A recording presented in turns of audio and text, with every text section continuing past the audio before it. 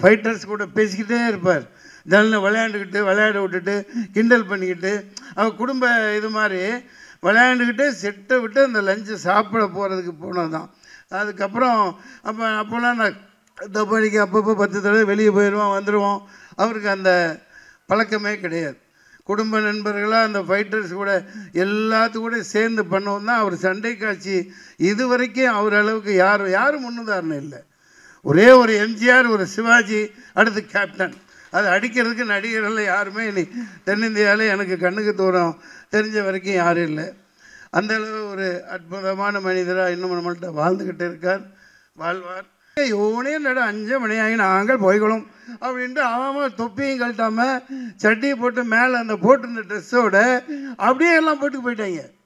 அது 4 நாள் 5 நாள் ராதாகிருஷ்ணன் மாதவன் எல்லாம் தேடி போய் அக்கம் பக்கம் ஊர்லாம் அங்கே இங்கே போய் அவன் சம்பளம் கொடுத்தா என்ன கொடுக்காட்டி என்ன ட்ரெஸ்ஸு இருக்குல்ல 5 மணிக்கு மேலே இவர் 6 மணிக்கு தான் அவங்களை கூப்பிட்றாரு சாட்டுக்கு. மஞ்சள் பச்சை கலந்த நீட்டமான பாம்பு போய்கிட்டு இருக்கு. ஐயோ பாம்புங்கிறேன் டக்குன்னு பார்த்து சார் வாயை முத்திட்டாப்புல அசிஸ்டன்ட் டைரக்டர். ஐயோ ஹீரோயினி ஓடி போயிரியா, நீ சத்தம் போடாத பேசாமல் வா. அந்த மாதிரி ரொம்ப ரிஸ்கான இடங்கள். அதுவும் இந்த ஒரு கதாநாயகி அப்போ போயிட்டாங்கன்னாங்க. இந்த ரம்யா கிருஷ்ணன் பாத்திரத்தில் நடிக்க இருந்தவங்க இப்போ மாதரசி சரண்யா மேடம், சரண்யா நடிச்சிட்ருக்காங்க இல்லையா, அவங்க தான் நடிக்க இருந்தது. வந்தாங்களாம், பார்த்தாங்களாம் இந்த மாதிரி பாம்பு யானை இதெல்லாம் பார்த்துட்டு மலை மேலே ஏற முடியாதுன்ட்டு அப்படியே போயிட்டாங்க. அந்த மாதிரி சில ஏகப்பட்ட அனுபவங்கள் அதில் உடைத்து இறக்கிய தோள்பட்டைகள் ஏராளம். அரசியலும்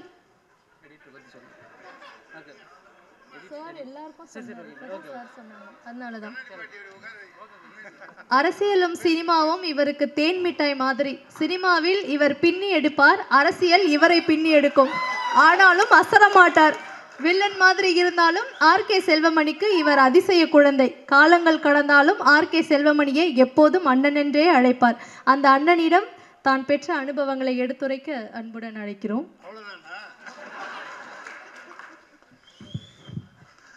யாவோருக்கும் வணக்கம். மண்டியிடாத மானத்தோடு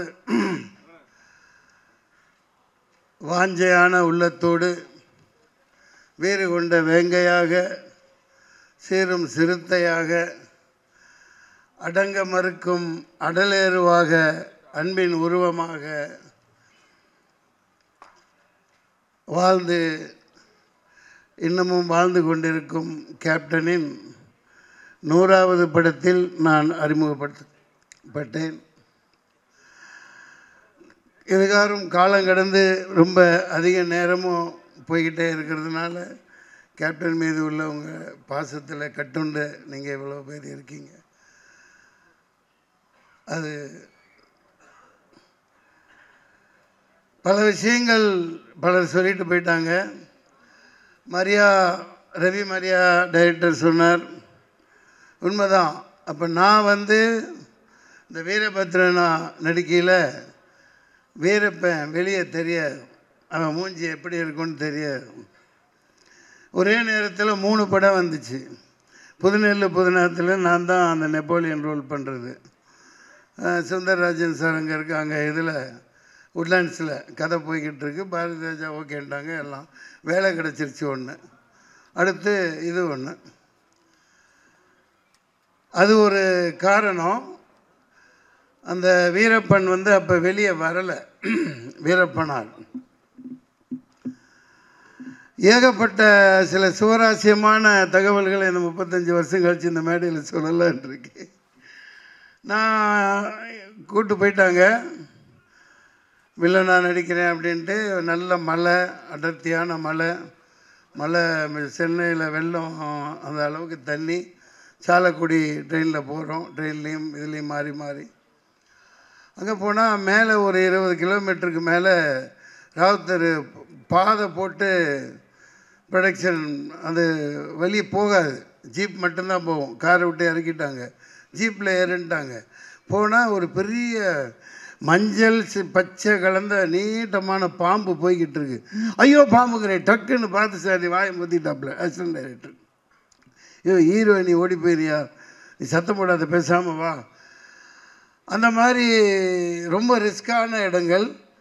அதுவும் இந்த ஒரு கதாநாயகி அப்போ போயிட்டாங்கன்னாங்க. இந்த ரம்யா கிருஷ்ணன் பாத்திரத்தில் நடிக்க இருந்தவங்க இப்போ மாதரசி சரண்யா மேடம், சரண்யா நடிச்சிட்ருக்காங்க இல்லையா, அவங்க தான் நடிக்க இருந்தது. வந்தாங்களாம், பார்த்தாங்களாம், இந்த மாதிரி பாம்பு யானை இதெல்லாம் பார்த்துட்டு மலை மேலே ஏற முடியாதுன்ட்டு அப்படியே போயிட்டாங்க. அந்த மாதிரி சில ஏகப்பட்ட அனுபவங்கள் அதில். அப்புறம் அந்த நாட்கள் மறக்கவே முடியாது இன்னமும். அப்படி ஒரு மனோரம்யமான நாட்களாக இருந்தது, மறக்க முடியாத காலகட்டம்.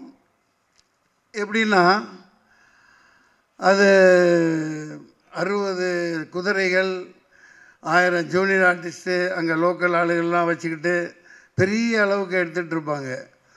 நான் காலையில் ஒரு நாள் எப்போவுமே நேரத்தில் எழுந்திரிச்சு நான் என்னை பிக்கப் பண்ண வந்த வண்டிக்கு முன்னாடியே காப்பி கொண்டு வந்த வண்டியில் ஏறி நான் முன்னாடி போயிட்டேன்.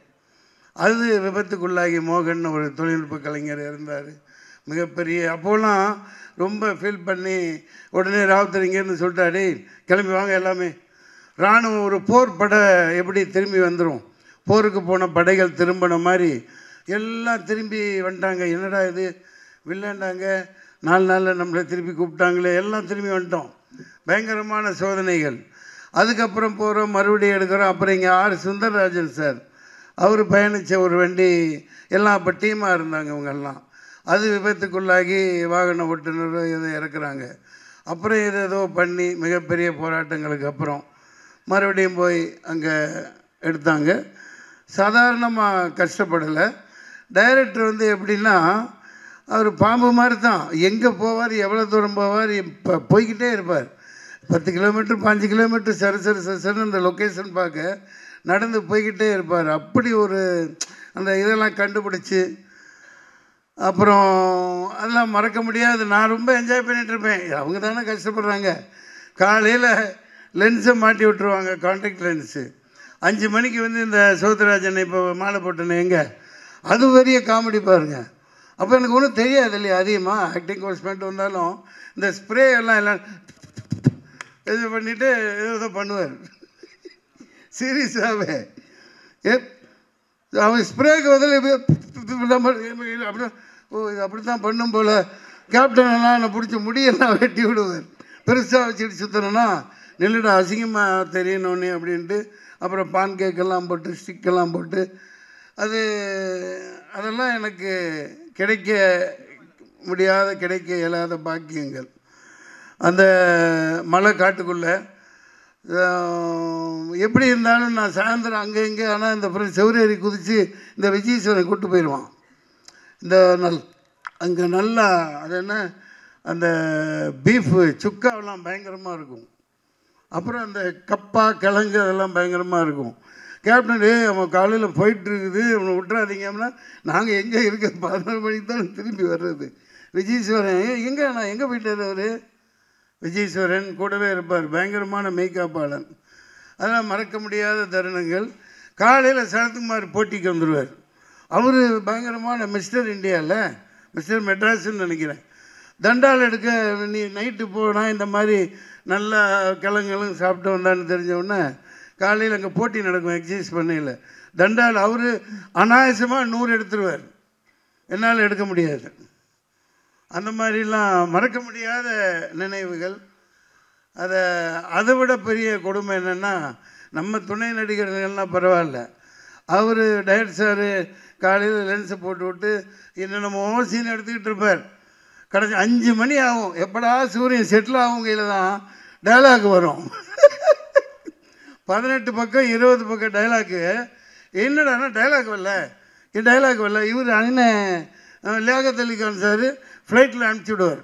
ஃப்ளைட்டில் கோயம்புத்தூருக்கு வந்து அங்கேருந்து அம்பாசிடர் காரில் பாலக்காடு வழியாக அங்கே சாலக்குடிக்கு டைலாக் வரும். அவன் கிடக்குறான் இப்போ அந்த ரேஞ்சுக்கு அதான் சொல்ல மாட்டார். பார்ப்பார், ஏய் நீ பயப்படாது, இந்த 5 மணிக்கு சூரியன் செட் ஆகையில் 40 பேப்பரை வச்சுக்கிட்டு 20 பக்கம் டைலாக் பேச சொல்லுவார். அதுதான் பிரபாகரா, உன் பொண்டாட்டியும் பிள்ளையும் அந்த டைலாக் தெரியும், அது ட்ரெய்லரில் வரல சரியா? ஒரு மாடு 2 பீஸ் ஆச்சு. உன் பொண்டாட்டி பிள்ளை எத்தனை பீஸ் ஆவாங்க எனக்கு தெரியாது, எனக்கு கணக்கெல்லாம் போட தெரியாது, நீயே போட்டு பார்த்துக்கோ. இந்த மாதிரி நிறையா என்ன சுழுக்கெடுத்தவர் இவர் தான். அங்கே நான் சொல்லிக்கிட்டு இருக்கையில் ஒன்று விட்டுட்டேன். அங்கே வந்து 1000 ஜூனியர் ஆர்டிஸ்ட்க்கு மேலே வரவழைப்பாருங்க இல்லையா? இங்கே என்ன சின்சியராக நடித்து கொடுத்துட்டு லைனில் நின்று ட்ரெஸ்ஸை கழட்டி கொடுத்துட்டு போயிடுவாங்க. அங்கே அந்த 5 மணி ஆனால் போதும், ஏங்க இவனே நட 5 மணி ஆகி நாங்கள் போய்க்கணும் அப்படின்ட்டு அவன் தொப்பியும் கழட்டாமல் சட்டியை போட்டு மேலே அந்த போட்டிருந்த ட்ரெஸ்ஸோட அப்படியே எல்லாம் போட்டு போயிட்டாங்க. அது 4 நாள் 5 நாள் ராதாகிருஷ்ணன் மாதவன் எல்லாம் தேடி தேடி போய் அக்கம் பக்கம் ஊர்லாம் அங்கே இங்கே போய் அவன் சம்பளம் கொடுத்தானே கொடுக்காட்டி இந்த ட்ரெஸ் இருக்குல்ல 5 மணிக்கு மேலே, இவர் 6 மணிக்கு தான் அவங்கள கூப்பிட்றாரு ஷாட்டுக்கு. எவ்வளோ நாள் வெயிட் பண்ணுவாங்க அவங்களும்? அது பாட்டு கட்டிட்டு போயிட்டாங்க. அது ஒரு கூத்து ஒரு பக்கம் நடந்துக்கிட்டே இருக்குது. அப்புறம் கடைசி கிளைமாக்ஸ் மறக்கவே முடியாது. ஆமாம், அப்போ தான் அர்த்தராத்திரியில் 2 மணிக்கு பிறந்தவர் 7வது நாள் இங்கே சாரதா ஸ்டுடியோவில் செட்டு போட்டு எடுக்கிறாங்க. என்னால் போய் அப்போ தான் இறுதி நாள் அன்னைக்குன்னு நினைக்கிறேன் தம்பி பிரபாகரன் பிறக்குது. அது சரியாக சென்டிமெண்ட்டாக அங்கே படத்தில் ரம்யா கிருஷ்ணன் குழந்தை பிறக்கும், இங்கே தம்பி பிரபாகரன் பிறந்துச்சு, அப்படி காமிச்சிருப்பாங்க. அதெல்லாம் மறக்க முடியாது. அது 7 நாள் ஃபைட்டில் என்ன அவர் துவைச்சதோடு நான் அவரை துவைச்சி எடுத்துட்டேன். ஐ மீன் அதாவது அந்த அளவுக்கு ஒரு கோஆப்ரேட் பண்ணி ஒரு புது நடிகன்னு எனக்கு சொல்லி கொடுத்து சூப்பர் சூப்பராயனை வச்சு ஏகப்பட்ட ட்ரைனிங் கொடுத்து எடுத்தாலும் கூட கேப்டனுக்கு அப்பப்போ அந்த கையெல்லாம் இறங்கிடும் தொடர்ந்து ஃபைட் பண்ணி பண்ணி. இந்த இடத்துல அதெல்லாம் சொல்லணும். அது மற்ற நடிகர்கள்லாம் இப்போ தான் இந்த கேரவன் கலாச்சாரம் செல்ஃபோன், அப்போல்லாம் அது ஒன்றும் கிடையாது. ஏவிஎம்சி தியேட்டராக இருக்கட்டும், அதுக்கப்புறம் நடித்த படங்களாக இருக்கட்டும், செட்டை விட்டு வெளியவே போக மாட்டார் மனுஷன். ஃபைட்டர்ஸ் கூட பேசிக்கிட்டே இருப்பார், ஜல்ல விளையாண்டுக்கிட்டு விளையாட விட்டுட்டு கிண்டல் பண்ணிக்கிட்டு அவர் குடும்ப இது மாதிரி விளையாண்டுக்கிட்டே செட்டை விட்டு அந்த லஞ்சு சாப்பிட போகிறதுக்கு போனது தான். அதுக்கப்புறம் அப்போல்லாம் நான் தப்பாடிக்கு அப்பப்போ 10 தடவை வெளியே போயிடுவோம் வந்துடுவோம். அவருக்கு அந்த பழக்கமே கிடையாது. குடும்ப நண்பர்களாக அந்த ஃபைட்டர்ஸ் கூட எல்லாத்து கூட சேர்ந்து பண்ணவும் தான் அவர் சண்டை காட்சி இது வரைக்கும் அவர் அளவுக்கு யாரும் முன்னுதாரணம் இல்லை. ஒரே ஒரு எம்ஜிஆர், ஒரு சிவாஜி, அடுத்து கேப்டன். அது அடிக்கிறதுக்கு நடிகர்கள் யாருமே இனி தென்னிந்தியாவில் எனக்கு கண்ணுக்கு தூரம் தெரிஞ்ச வரைக்கும் யாரும் இல்லை. அந்தளவு ஒரு அற்புதமான மனிதராக இன்னும் நம்மள்கிட்ட வாழ்ந்துக்கிட்டு இருக்கார், வாழ்வார். ஆமாம், இன்னும் நிறைய விஷயங்கள் விட்டுட்டேன், சொல்ல முடியாத விஷயங்கள்லாம் இருக்குது. கேப்டன் பிரபாகரன் மீண்டும் இவர் இயக்குனர் மிகப்பெரிய அளவில் ஆர்கே செல்வனியம் அவர்கள் இயக்கணும். வாய்ப்புக்கு நன்றி கூறி விடைபெறுகிறேன். நன்றி, வணக்கம். நன்றி சார். திரு விஜய் பிரபாகர் அவர்கள் பேசுவதற்கு முன்பாக திரு ஆர்கே செல்வமணி அவர்களை ஏற்புரை வழங்குவதற்காக அன்புடன் அழைக்கிறோம்.